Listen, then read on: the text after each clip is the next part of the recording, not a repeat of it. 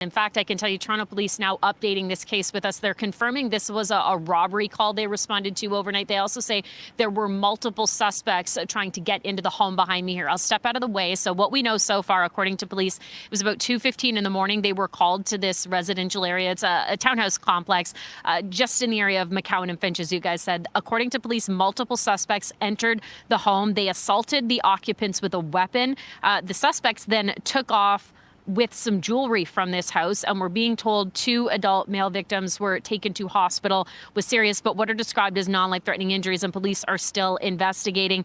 We had heard from paramedics that they transported 2 to hospital. One person had very serious injuries, and it's our understanding that person's still in hospital, but it sounds like now what we're hearing from police, non-life-threatening injuries.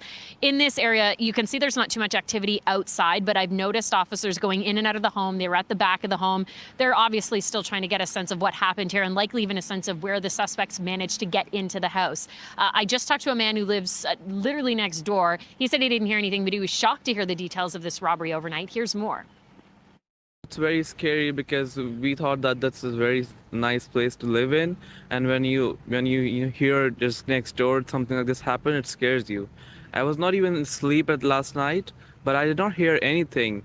I also came out for a walk around the same time because we usually walk late nights in this area.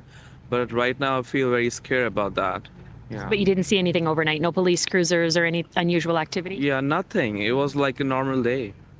And that same resident woke up this morning to see police just outside of his home, quite a few officers in this area. And of course, the focus right now would be gathering the evidence, getting a sense of what residents perhaps saw or heard. If anybody even has some surveillance video outside of their home, that kind of information would be really, really valuable to them. At this point, guys, it doesn't sound like there have been any arrests or even much of a suspect description. It is still early, but at least we're getting a few more details now, knowing that there was this call over a robbery in a residential area and the suspects tried to get some jewelry from the home and took off. We'll continue to gather more information for you here from the scene. But again, the sense here is there's a lot of concern given some of the details of this, what sounds like a break and enter and the theft of jewelry from a home.